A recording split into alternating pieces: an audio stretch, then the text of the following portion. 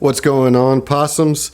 I just wanted to take a second at the beginning of this episode to talk about some news that's happening in STF land.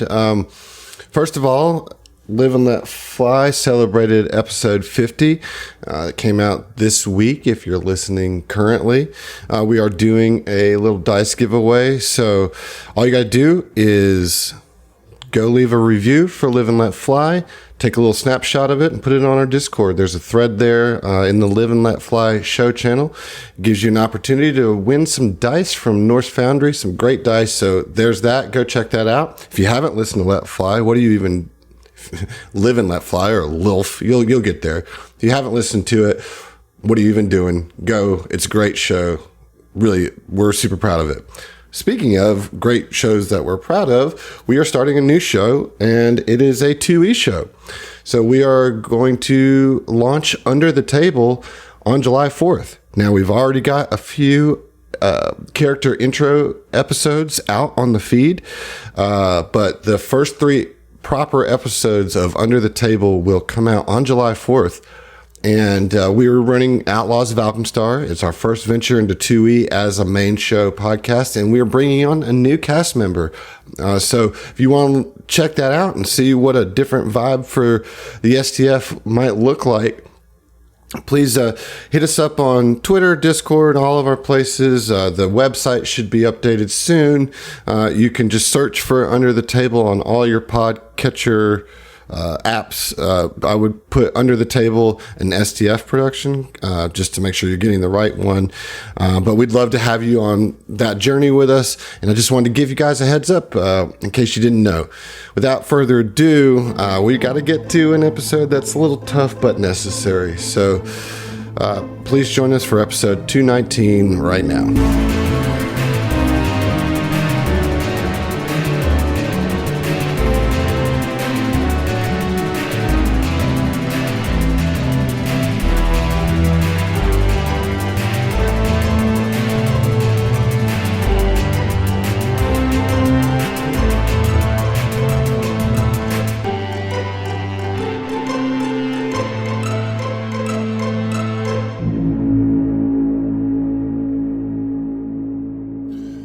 Ooh, that was a long 3 weeks.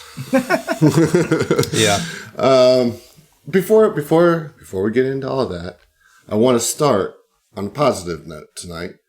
And we all just got back from a great trip to Origins Game Fair. It was a lot of fun. And I just wanted to talk about that for just a second before we get into the heavy, emotional, totally fine, nothing bad happened episode. Yeah, totally. Yeah. Did you guys have fun? Yeah. What's your thoughts on Origins? The actual con itself? Well, yes, and all the stuff that we did to that fill our we time. had. Oh, okay. Yeah. So let me just start by saying that my feelings on the con are very different than my feelings on everything else around it. The con itself, To be fair, two out of 10. I mean, like, I basically nothing for me there. I'm not a board game player, I was really. to say, that's not fair because you're not rating it on what it is. Like, it is more so a board gaming convention. So yeah, for just what it needed was, to preface that. They nailed it. Yeah. But For my level of interest in the con, it was a 2 out of 10. Okay. Yeah. There you go. Thank you That's for more that. accurate. I appreciate That's that. Absolutely. All right. It's all about For me, context. I would have to say that it was a very almost paralysis analysis of just seeing so many. It's like going into a bookstore and like being like, okay, I'm not a hobby reader, but I feel like I want to read. Okay. And so you see all these like illustrations and all these like crazy little board pieces and play mats and everything just, you don't know whether something is 10 minutes or 4 hours, you know, for the most part. And of course you can just approach them and, you know, yeah, but that's where your social anxiety kicks in. Well, I mean, it's not necessarily the social anxiety. It's the fact that they're trying to rope you into buying shit. And so I at that mean, point, they you're are- like, okay, well, I'm stuck here for 15 minutes and something that I'm just really just a little curious about. Can I tell you? I know? don't think that's Like the one case. question leads to like More like a whole five. fucking It's more like 5 minutes than 15. Can I tell you all right. something Or as for somebody 5 who minutes. has sold things for conventions? Be upfront. Say, hey man, I'm not looking to buy. I'm just looking. I appreciate the artwork. I appreciate the presentation. I'm just checking it out because Well, I I don't will want to remember waste that my for the time. next convention. Yeah, exactly. I don't want to waste my time trying to sell to you if you're like, got no money, homie. Like, Listen, right. The people that I approached and talked to, I didn't get a whole lot of pushiness on the selling aspect of it. They were excited about the games that they were showcasing, and I got like a lot of like, you know, interest in like they were excited to talk about the game. But you know, like nobody like pushed a game on me. You know what I mean? And you know, but I did come away with a couple games. I did, you know, this like little party card game. And then I bought Ascension, which is a very old game, but was a really fun game. Heath and I kind of sat down and played that. And Yeah. Go ahead. No, I was going to say, just overall, like, knowing that it was a board game festival, not so much in like I think convention, you know, Well, they called it a Comic-Con, fair. Fair, sorry, not a They festival. called it a fair for game what it's fair. worth, you know. Yeah. They like I said earlier, they nailed that. But it is what it is, and it's not like a quote convention in the traditional sense of, you know, there were some people in cosplay, but to my knowledge, very few, if any, panels. There were some, but like that wasn't the point, you know. yeah. Yeah, it was an expo of what new board games people were developing. Yeah. You know If what I mean? you are into some super niche board game, there's like 50 people that play it. It was there. You could go to Origins and play it. Absolutely.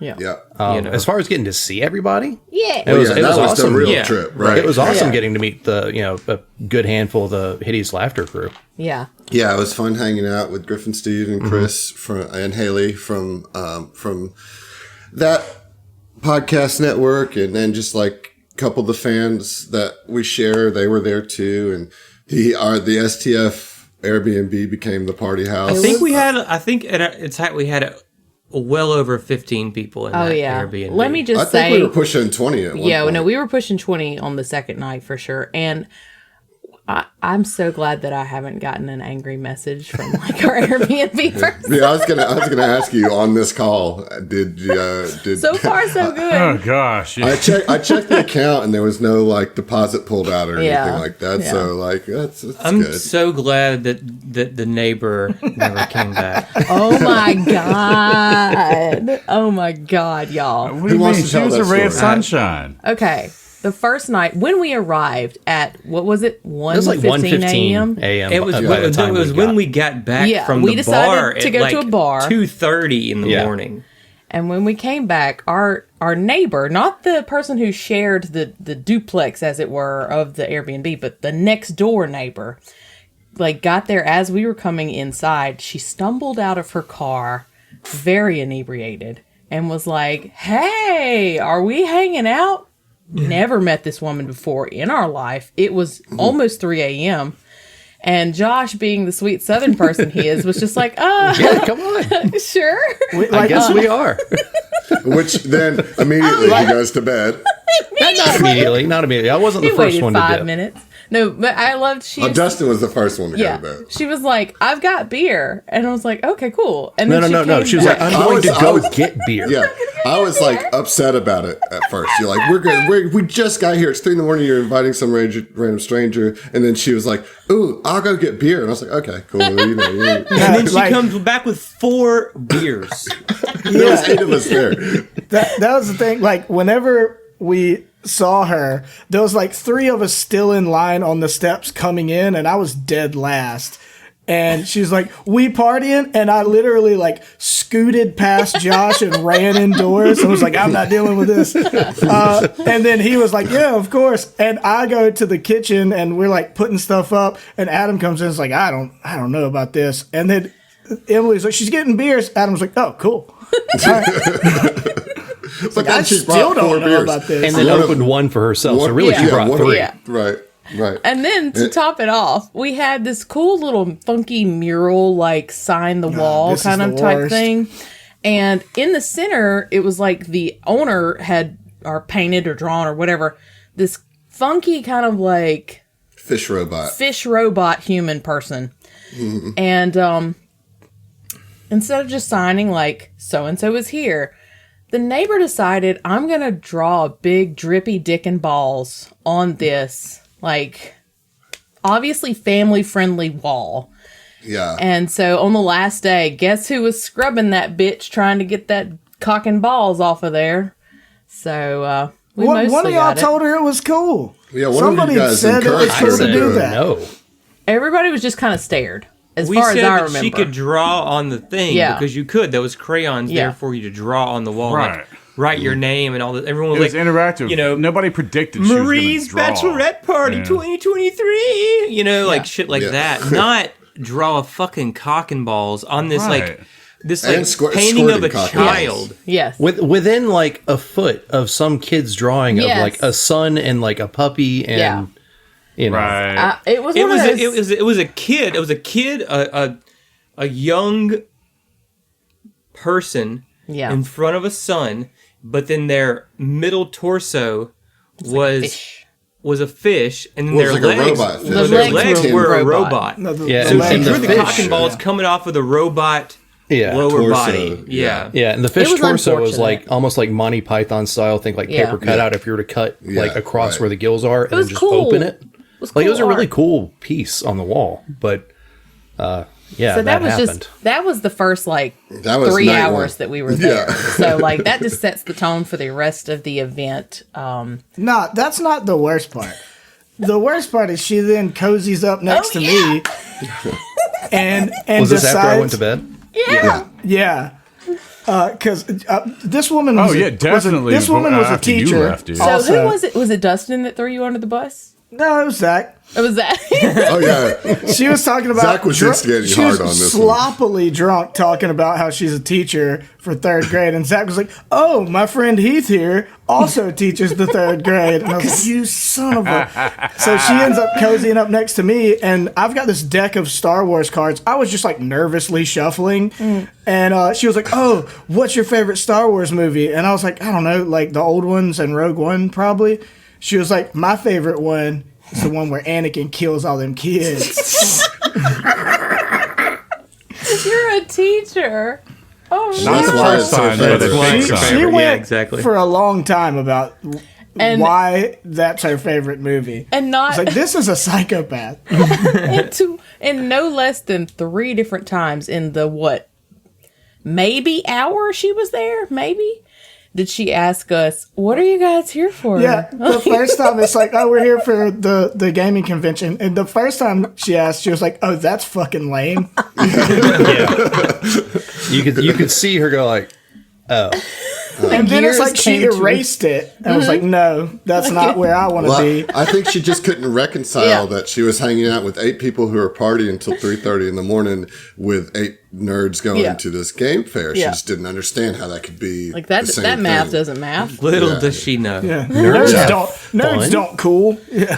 Little did she know, we partied till 3 or 4 in the morning every night after Yeah. that, including the one where some of us had to leave at 3 in the morning. Got Who 2 all was it? hours of sleep. Uber picked us up at 3:30 a.m. Yeah. Yeah. We I know, got I was home in at no- what time, Adam?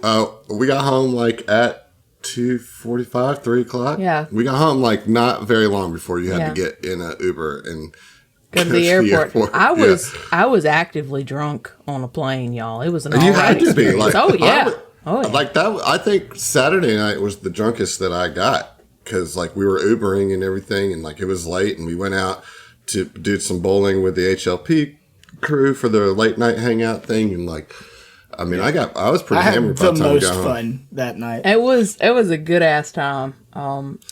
Did you ride home with us, Heath? I don't remember. I don't remember either. I don't remember getting home. We were cracking up our Uber driver on the way to the late night hangout because I kept asking Emily. I was like, "Sure you want to do this? Sure you want to do this?" Like to the point of annoyance. my flight we had 2 different like departing flights. Like there was the Louisiana crew and the Jackson, Mississippi crew. And the Jackson crew, our flight was at 5:45. Okay, yeah. I mean, our boarding was at like 5:20 Yeah. or something, right? Like, So we were like, we'll just make sure we're at the airport no later than 4. That should be fine. And so like our Uber picked up at like 3:20 or something. So I was like, fuck it, I'm just gonna stay awake. I've stayed awake this whole rest of the trip. You know, might as well go have a good go at it. And Adam was like constantly like, "Are you sure? Are you sure?" And I'm like, "Motherfucker, I got like 2 hours of sleep if I go home right now. What good is that gonna do?" that's what I did. I No, got it 2 was hours. like it was like before we left, right? Like I You're was right, making 4 sure. hours of sleep. Right. I honestly, Emily, was like genuinely taken aback that you went back out. Why? Cause sleep is good, man. I mean, so my thing is like I can sleep when I get home. I only get Yeah. a very limited amount of time with y'all, so Yeah. Well, I'll and it be was sleepy fun. for Matthew. You know, fuck that guy. Damn. Well, I think overall it was a pretty good time.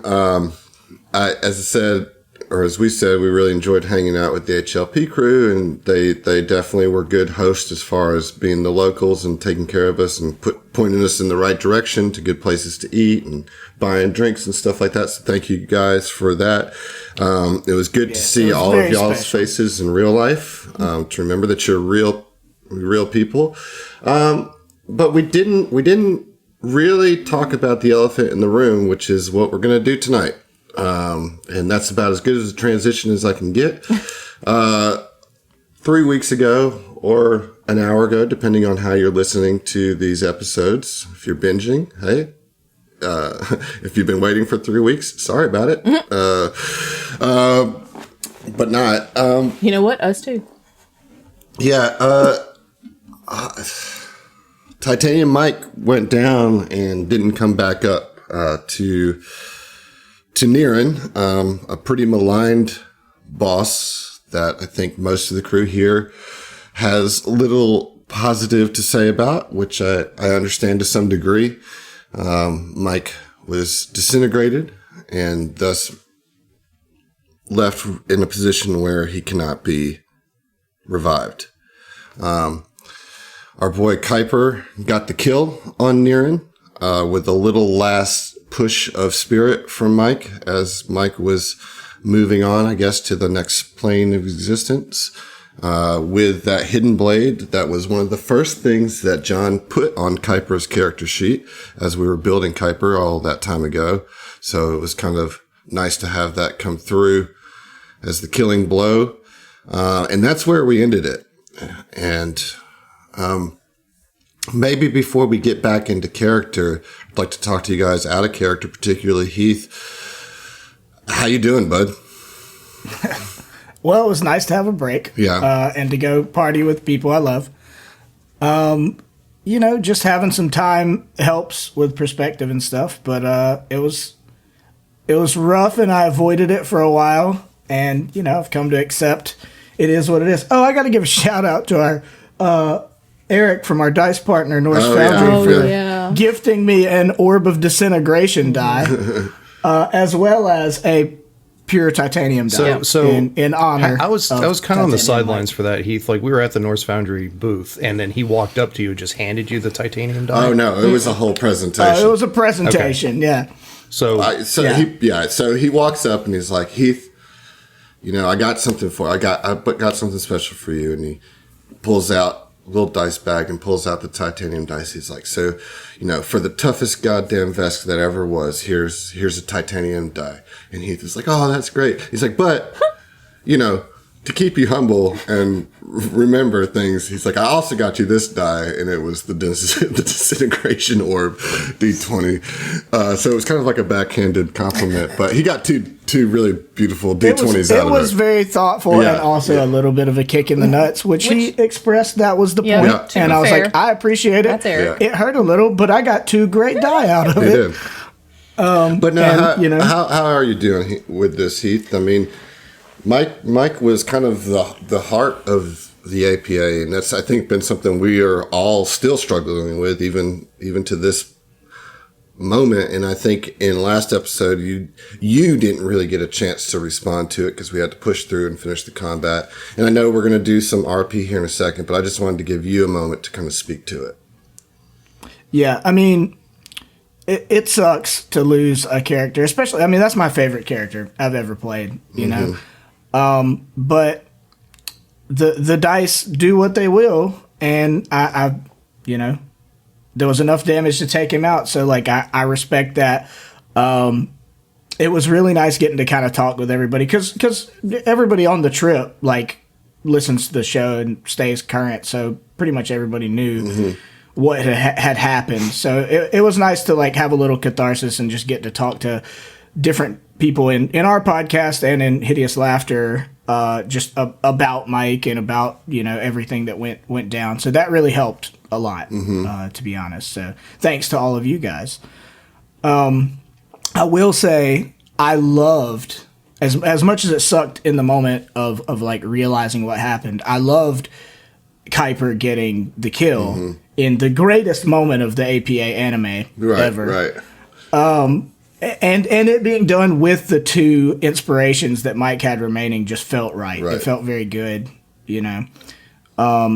So, would I have chosen to die to that boss? No, but I wouldn't have chosen to die to any boss. Right. So, I mean, like, is there a good boss to die to? Like, maybe in the very last one. Yeah, but like even that boss is kind of like a abstract, no name deal, right? Like with this particular adventure, there's not like a one big villain that's like pushing through the whole thing. It's more like just stopping the end of the world, right? Yeah. The end of the world is the villain. And so, yeah, it's tough. It's tough, especially when it happens here to kind of like a sub boss like it did. And as I said, I know that a lot of you really had some distaste for Niren and who he was, and so I know that was hard, and it was hard for me to pull the trigger on it. For whatever that's worth, it wasn't something I was like chomping at the bit to do, but it was, I feel like, the thing that would be done. Yeah. Well, for what it's worth, Adam, I don't resent you at all for it. Like it sucks to have happened, but like it's a bittersweet thing. Like Titanium Mike's a great character, like you said. He really kind of is the heart of the APA, and like. We've had a lot of fans and stuff that really responded well to Mike, so I just appreciate everybody who like loves that big old lizard like I do, and things come to an end, so you keep on keeping on. Well, to that point, I think we can't delay the inevitable any further, so we're going to jump back in right as Niren has disappeared, leaving behind only the two the Vorpal Devastation Arc blades. They like clatter to the ground in the space that he was at, and we have Kuiper like sweat and blood and tears, just like standing there, just kind of maybe I just picture him like panting heavily as he just got the kill, and then Niren just kind of dissipated, and the rest of you are all kind of just looking on, and that's where we're going to jump in. So you guys take it away. I know. It's oh man, this is so great. Thank you, Adam. Thank you so much for this. I'm doing my best, John. Yeah, no. I'd help if I could, great. bro. You're doing great. Sincerely. Right. Exactly. Okay. So, Kuiper just feeling still defeated at this point. He doesn't. There's no rush of winning from this. I mean, and as he's seeing, this all like just happen, in his mind, he runs through some of the highlights of his friendship with Mike through his mind. And, from their initial standoff where Kuiper was cagey as hell and Mike was, like, taking absolutely none of that shit, to, like, all the crazy shit that all of the APA went through with the Penumbra Protocol and Eclipse Innovation, to training with Mike and his father at the Fangs of Demoratosh, at the Dashko School on Vesk Prime with Old Man Sobak. And all of this is just like firing rapidly through him, you know? And so he recounts all these like flashes of like life outside of saving the world, you know? Things like jokes shared and moments on the ship that they're so ethereal that you just can't touch, you know? Something that both that have sensitivity and bravado. And that's really what Mike meant to, I think, not just Kuiper, but to the entire group, was sensitivity and bravado. And so you have this beautiful soul whose spirit you could have others rally behind to go and take on the galaxy. So I feel like for Kuiper, he lets out a deep sigh. You know, I mean, like, his breath is just ragged from this. His eyes just burn, you know. And he's just so tired and mad at this fucked up world, at this fucked up situation, you know. And I mean, he's still on his knees, and he has to have a brief cry for a minute, you know. Losing a true comrade is always painful, you know. And eventually he's gonna will himself to his feet, you know. I mean, like, the soldier in him and the assurance that Mike protected someone else from being disintegrated, you know, wills him to his feet, you know. As Kuiper is doing that, Fel drops his rifle and vaults over this desk to the pile of ash and armor and gear, and just kind of falls to his knees and like grasping at straws, or grasping at sand, really grabs a handful of what used to be Mike, and in a very quiet voice, just under his breath, it's like, Terry, he's not really gone, is he? He can't be. I'm not detecting any life forces here, unfortunately. Oh, wait, there's a couple of things, and the two skittermanders in Mike's bag pop out, and they're like, and start, like, you know, completely unaware and unfazed by what happened, starts, like, cuddling up against you, and they can sort of sense maybe your emotion, and so, like, their hyperactivity kind of gets translated into sensitivity. You know, they are skittermanders after all, and so they start just like nuzzling against you.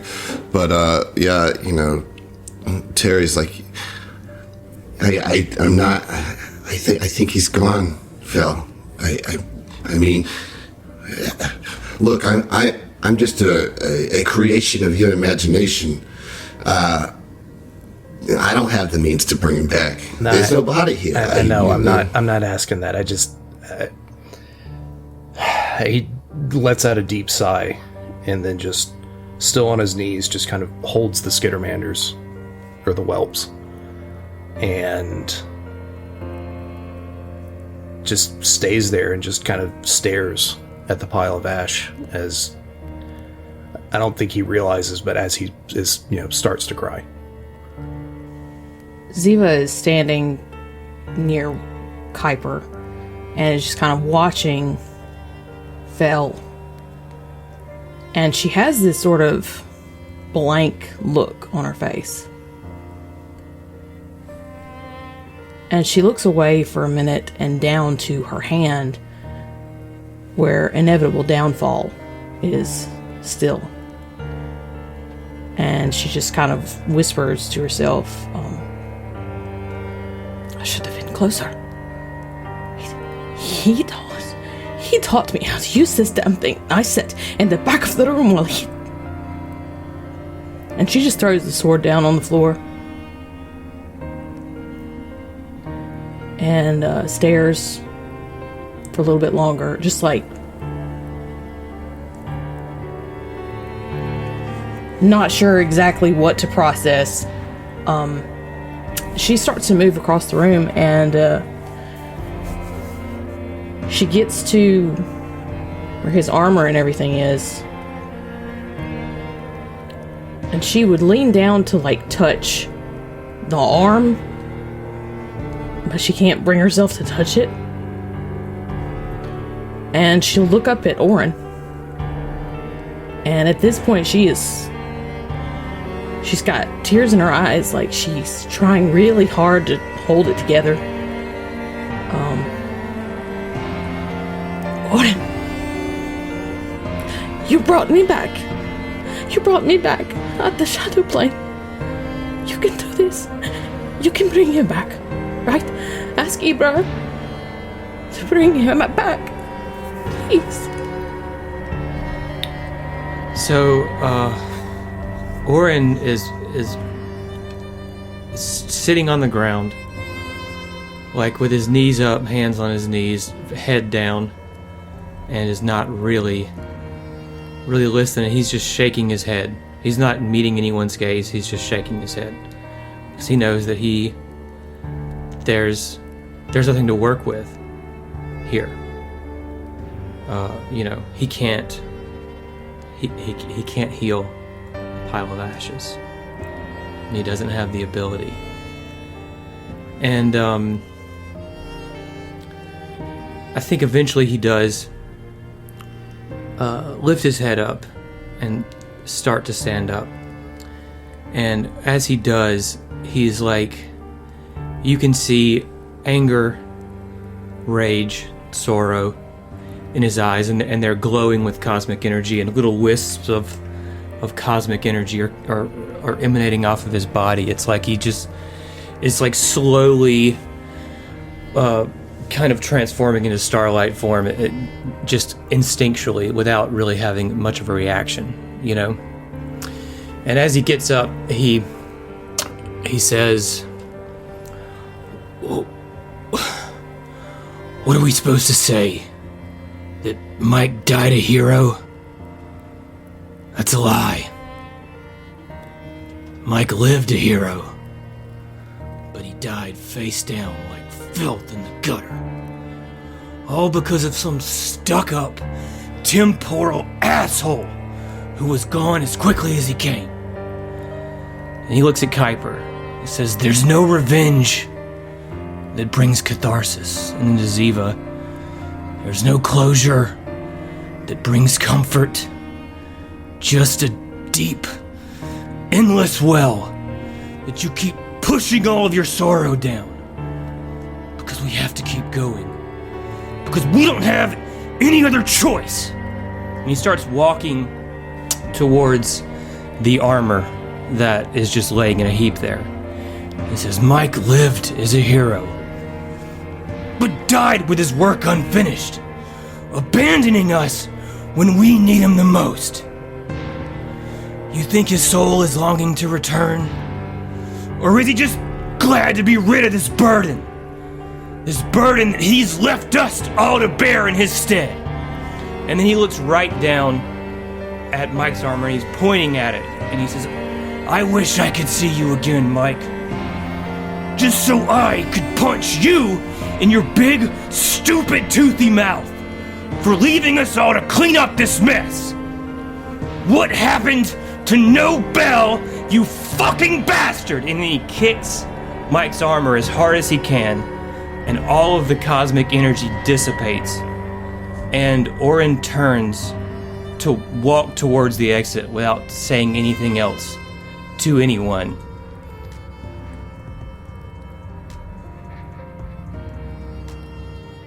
So Ziva, your plea went unanswered by Orin, right?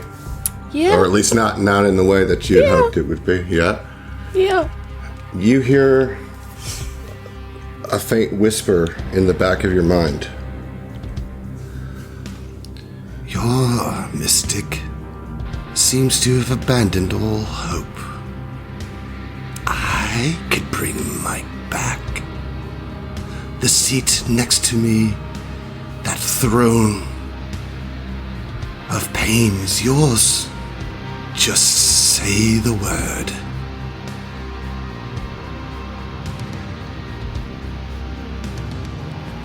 Viva finally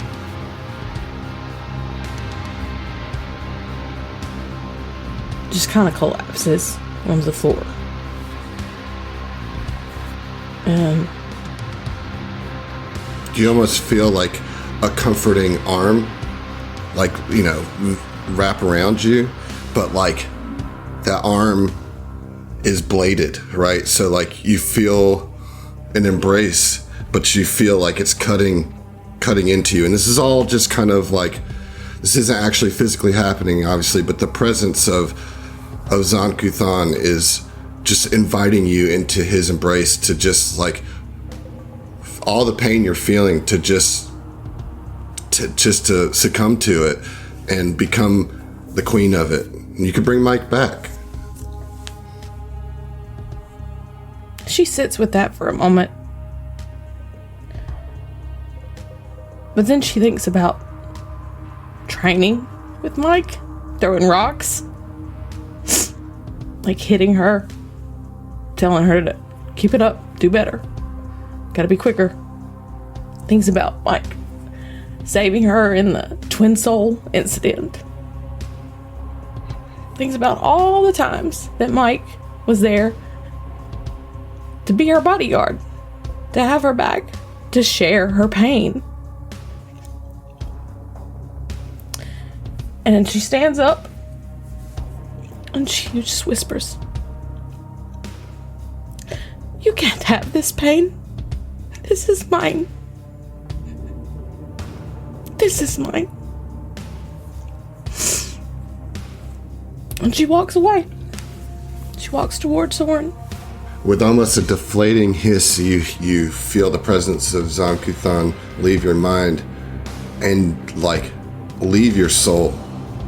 Like, you feel as if the stain of Zan-Kuthon and this constant pressure that you've triumphed over these temptations of pain, truly, in that your relationship with Mike and everything that he taught you and trained you to be finally allowed you to say no to Zan-Kuthon truly with your whole soul. And he is, that part of you is gone and removed forever.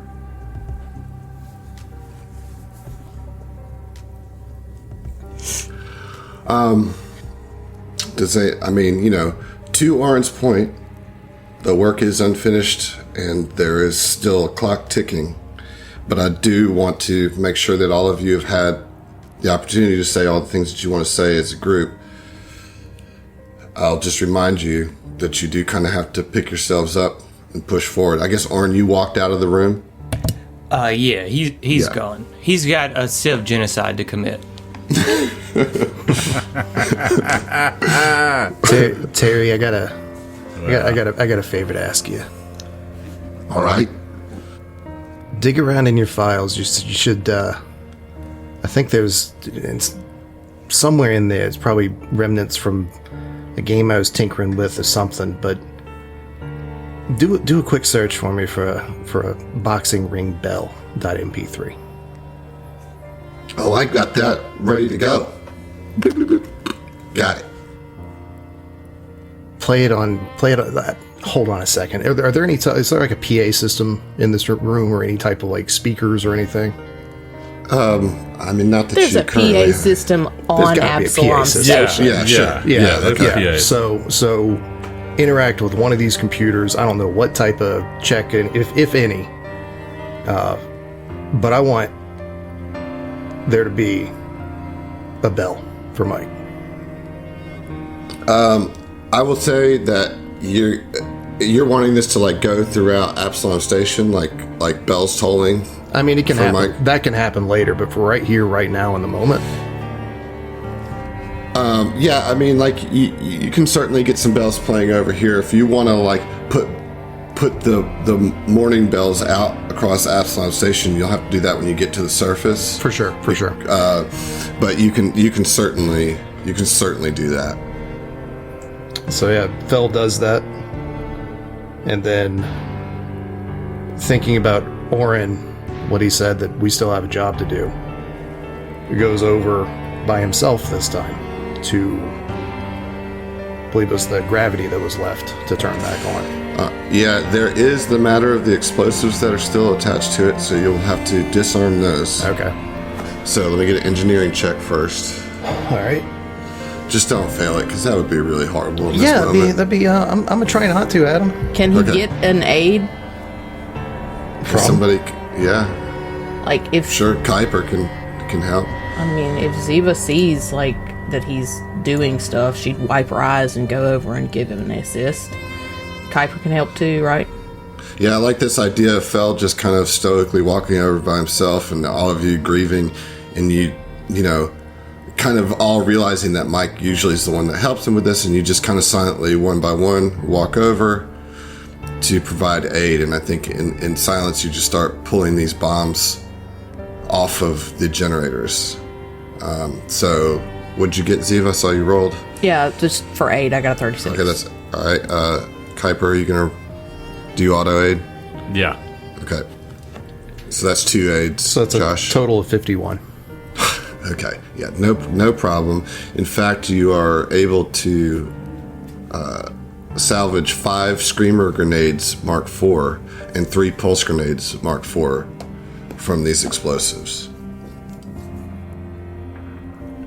I think after we get that kind of begin to get back into the headspace of the job, we would go and collect Mike's things.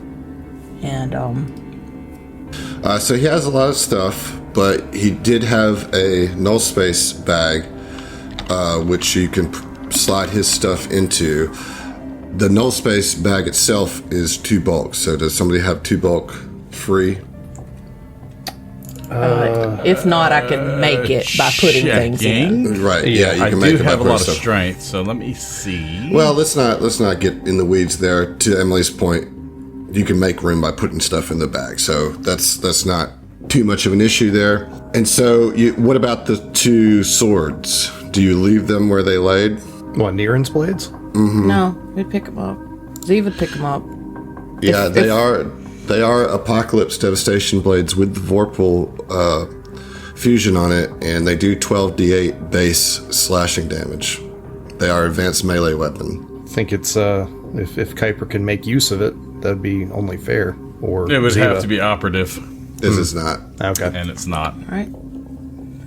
I think it's if anything, it's like artifact type Yeah. stuff. You know what I Yeah. mean? Yeah. Like, Put in the trunk, the bag, Yeah. whatever the null space, and we'll carry it out.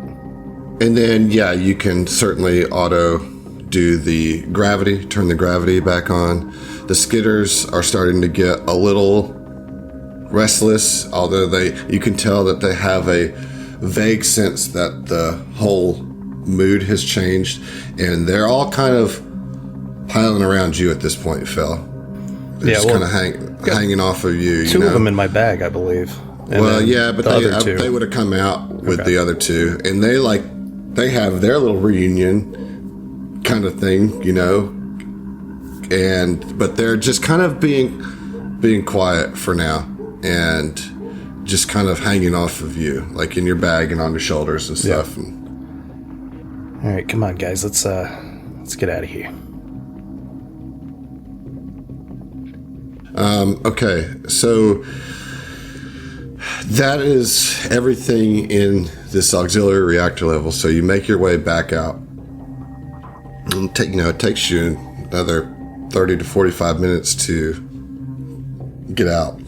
And then when you do, Before, Yeah, go ahead. I'm sorry, this is going to sound morbid, but like as we're getting the things and putting him in the null space and like reshifting things and whatever, Ziva would grab his arm. I'm not leaving a piece of him behind. well, and it is his like hammer's fist Yeah. specifically. So, so you grab that and put it in the null space chamber. It's probably like 5 bulk. I don't know. It's a big arm. All right. So yeah, as soon as you kind of get to the surface, your communicator interference clears up, and Camulon contacts you. You know, checking in. APA, over. Are you there? APA, over. Are you there? Yes, Lynn, we're here. There you are. Camulon answers, his normally stoic voice filled with relief. I'm guessing that if I'm getting through to you, you've made more progress on the auxiliary generators than our previous group of engineers did. You're just in the nick of time. More ships are starting to come to Absalom Station's defense, meaning we need to put some thought into how we're going to destroy this ship before it destroys us first. That priest of Eloratu that Miss Knott hired seems convinced that you are to be the point of the spear in our offense. And if you really did get these generators back on, I'm not sure I ought to argue with her. Return to Planara to discuss the station's defense as soon as you're able. How fare you?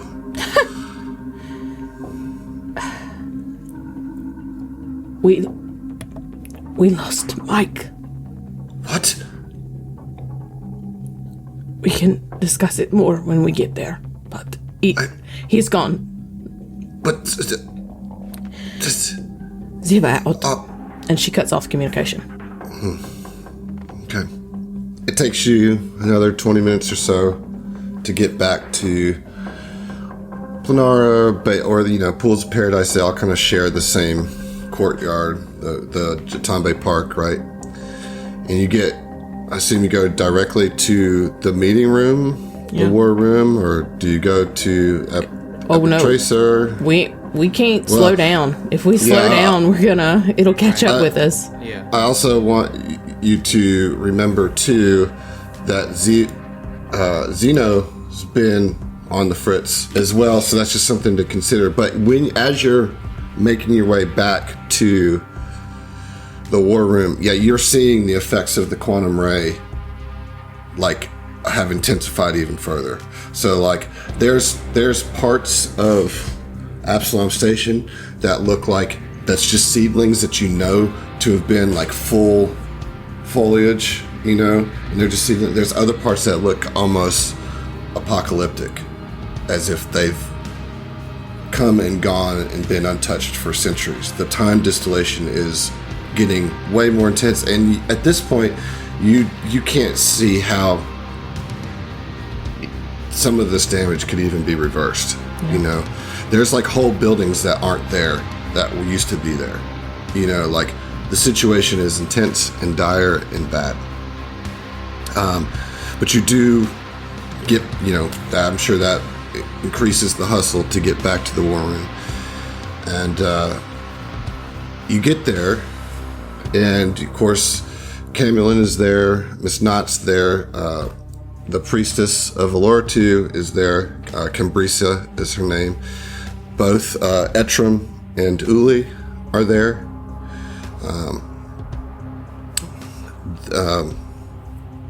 Irio is there from the, representing the Android Abolitionist Front.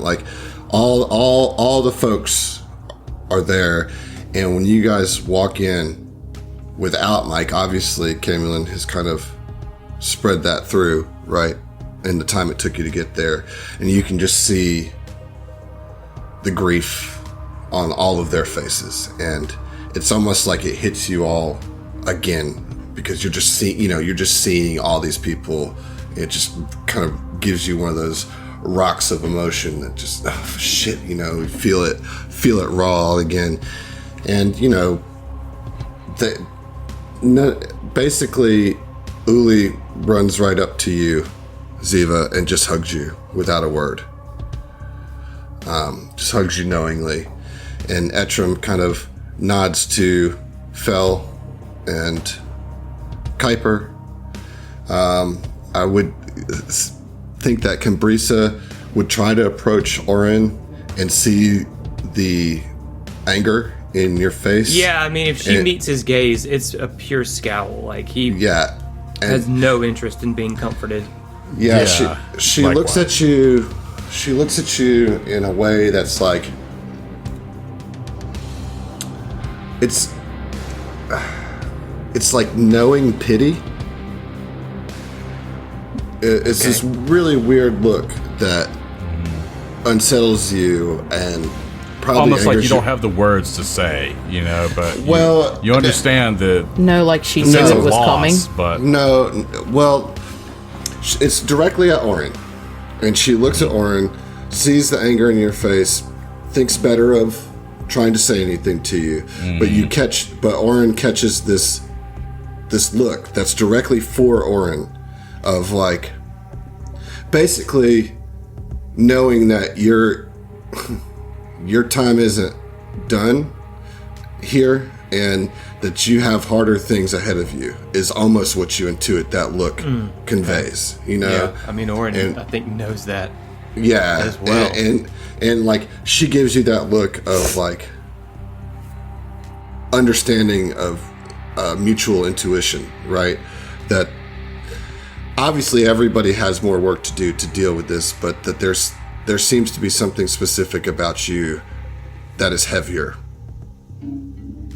And maybe Orin knows that, or maybe doesn't, but you certainly see it in her eyes. Yeah. And she maybe kind of expresses it even about it, but yeah, neither does she. It's just like she kind of like sends out this mystical emotion to you, and so you guys get to the war room, and at this point, like basically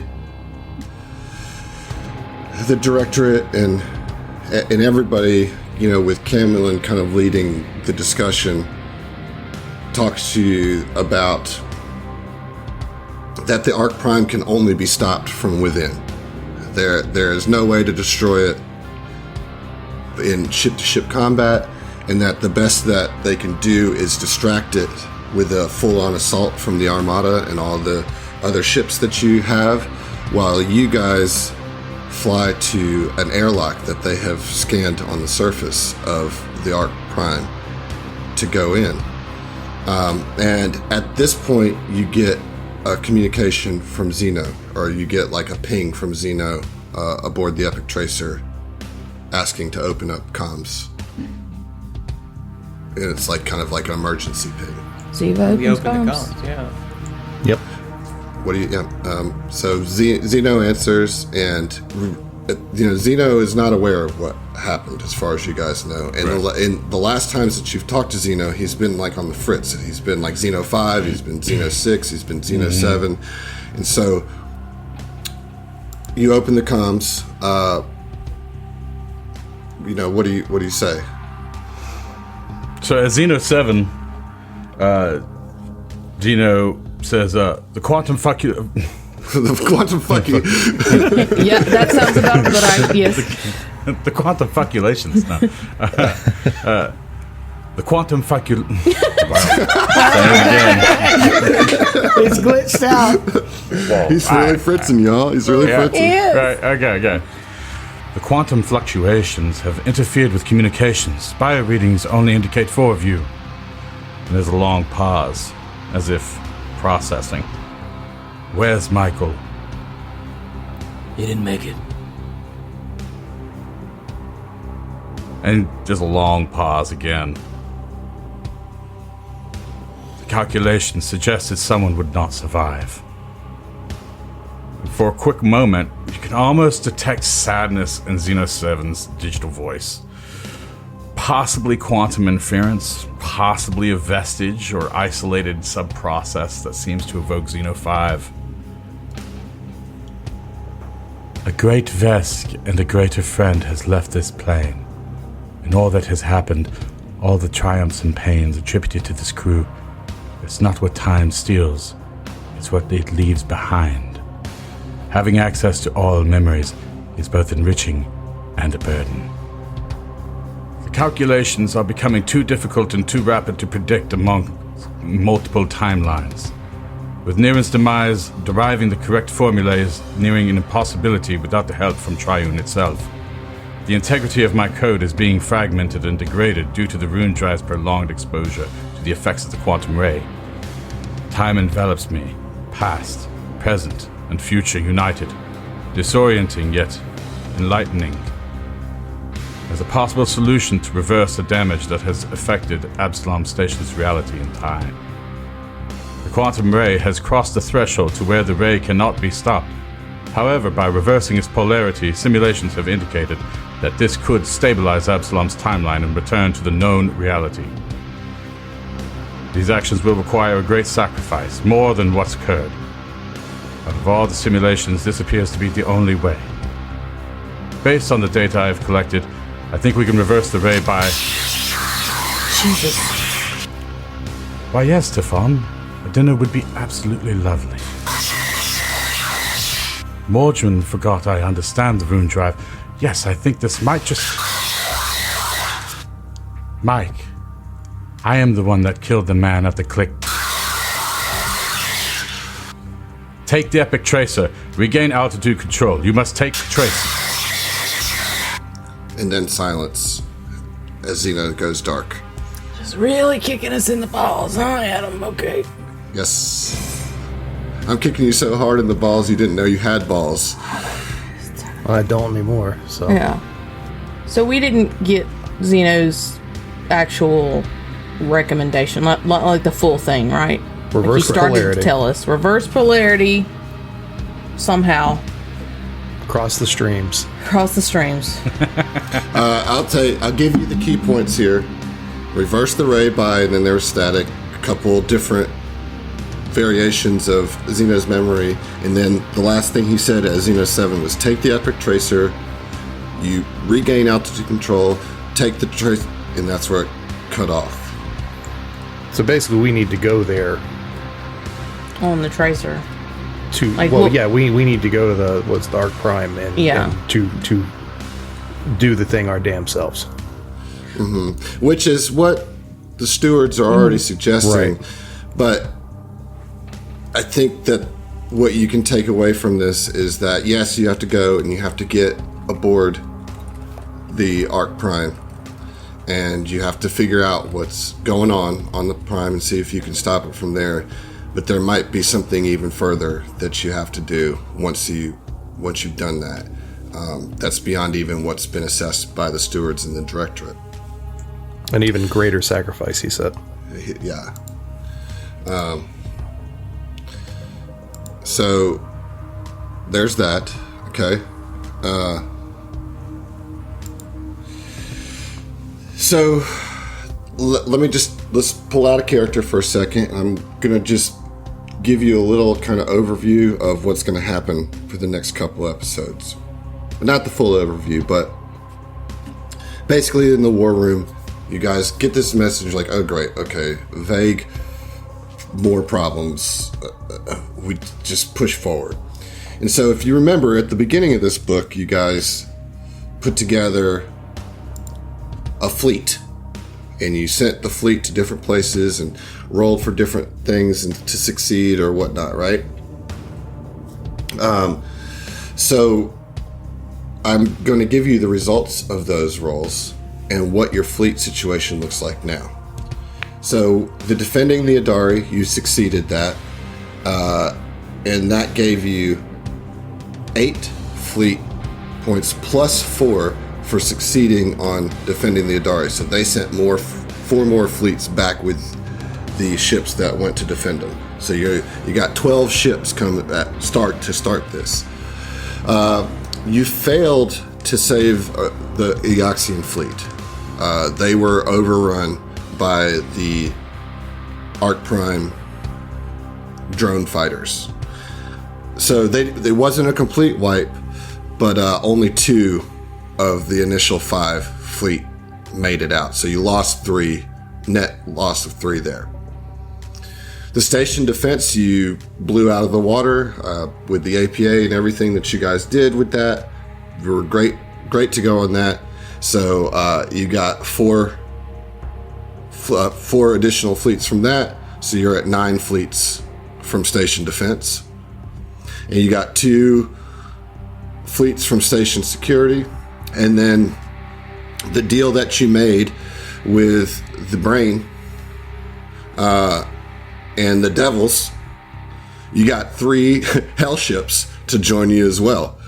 So Well, that makes up for the Yoxians. All right. Right. So you have a total of 28 fleets that you'll be using for this assault on the Ark Prime. What's going to happen is the Armada and the allies of the Armada are going to engage in a full-on fleet warfare with the Ark Prime. And there will be a stage in Starship Combat where we deal with the fleets. So it's like an extra stage is added to Starship Combat where you'll be able to use these fleets, and I'll go through all those rules when we actually get into it. But basically there's going to be a 2-pronged thing going on with Starship Combat. Your flight in the Epic Tracer going through the bigger battle of the Armada versus the Ark Prime. It's going to be epic as hell, but you're short a gunner. And Etram walks up to the APA and says, I would like to join you on the Epic Tracer as a tribute to Mike. You need a gunner, and he was the toughest goddamn person I ever knew. And I'd like to be there to pay tribute to him because I know he'd want me there. Will you have me? Of course, Etram. I'd be happy to have you. Thank you. So, Heath, you get to play Mike's Etram. dead. God damn it! Damn. Okay, Heath, you will be playing Etram during this portion. And as I've told you off air, go ahead and level him up to level 16. Yep. So that he's viable here, and we'll say that is somewhat attributed to the quantum ray and his exposure to it. So he has a little time dilation going on as well. Fortunately for him, for the good. Uli, on the other hand, she lost like 10 levels. Sorry, Emily. You are a real Uli's a I'm just baby. kidding. dick. That was why she ran up to me, actually. She was scared. She's a Yeah, I she's a want toddler a child. now. art of Uli and the 4 skitters all hugging in a big circle. So I actually was going to say that I was going to ask Uli to take care of the Skitters. I mean, Okay. she is little mother after all, you know. Okay. Yeah, and she's like, of course, Eva. Come here, little babbies. And Little babbies. And she takes him in, you know, and she will of course do that. There's no doubt. What are their names, Adam? Are they Decoya and No. Taka? No. No, it's not them. No. It's not them. I will say that I really, really considered having those 4 be the thing, but it's too much. That's where we draw the line. Good to know where it is. That's where we draw the line. I don't even remember all their names. It doesn't matter. They don't remember their names either. They'll take new names when they grow back up. Well, and there's no way to tell which one was which. Right. Yeah. Right. Maybe they will become. All right, so Decoya Bay. Tanaka, Decoya Bay, Yep. Yeah, I'm here. exactly. Gaz exactly. Gaz, Yeah. and Quonks. Hey, Quonks. Yeah. Okay. It's all coming together. That's why Quonks believes in the broken reality. She's Right. been there. She's seen been it. there. Exactly. Right, The right. quantum ray. Yeah. Thought I was full of Fragmented shit. from reality. You know. All right. Let's rein it in, guys. No. We don't need to bring that Skitter Saga energy into this. You're right. This is not the place for it. This is not. Okay. So I'm going to change the music because we're literally entering the end game as far, at least book 2 is concerned in this big battle. You guys haven't had any rest too. It's just like really been a very long day. I think you're going on 8 hours at this point of a grueling day and about to get in the Epic Tracer, and you know it takes about probably another 4 hours or so, 3 to 4 hours to like mobilize, get up into space and get in position. And you see like all of the Armada, and you see some of the Oxians, some of the Adari, some Hell ships, like all these different factions, stewards and android abolitionists front, and APA ships, all like lining up for this showdown with the Devastation, with the Ark Prime. The Armada forms an arc around Absalom Station, starships reaching out in nearly every direction, steward vessels, planetary military craft, and hired mercenary ships wait at the ready. Within them, people from across near space, armed weapons and check scanners, the humans of Lost Galarian, the neighboring Lashuntas, Yosoki, and the Oxian undead, the androids who were created, enslaved, and then freed, the Kasathas and Shirans who found a new home in the Pact Worlds, and the Vesk who once sought to conquer the system. All of them united, forming a shield against the invading force posed by the ancient alien Ark and its fleet of drones. Steward Director General Lynn Cameron's voice echoes over the comm channels. A few days ago, an unknown starship entered our system, ignoring our hails and attacking our ships. Hours ago, it made its intentions clear. It seeks nothing less than the Starstone itself. It seeks nothing less than complete destruction of Absalom Station. We do not know the full capabilities of this vessel, but we know we are unlikely to be a match for its capabilities. Our mission is to pierce its shields so that the best among us, the APA, can destroy the ship from the inside. The destructive potential of the Starstone in the hands of this foe cannot be overstated. Not only would many lose the last remaining touchstone of the world that birthed them, but it would remain the end of the Pact Worlds as we know it. In all the battles we have faced as a united front, we have yet to surrender 1 inch of ground, and we aren't about to do so now. Some of you are fresh from battle, with no time to rest. Some of you should have never seen combat this soon. I ask all of you to summon your courage, discipline, and pride to serve side by side with us once more. Give today everything that you have. If we lose here, there will be no tomorrow. With that rousing shout, communication cuts off for a moment, leaving only the silence of space. A few moments later, the transmission comes back over, and you hear Camelin say again, "This one goes out to Michael Agamasan." And there is no bell. And then bells just ring out across the entire Armada, your ship, everything, just like a clanging of bells. There are all the bells. To the Prime! The Armada moves to engage the Ark Prime, and the battle for Absalom Station begins. And we'll see you. Hell yeah, dude. Splash page. Assault of Ark Prime. Right. Yeah. So all I could see every time you said Armada was a black Nissan Armada. It's all Armada. 20,000 It's all Armada. Yeah. in space. I'm gonna need somebody to make that for me.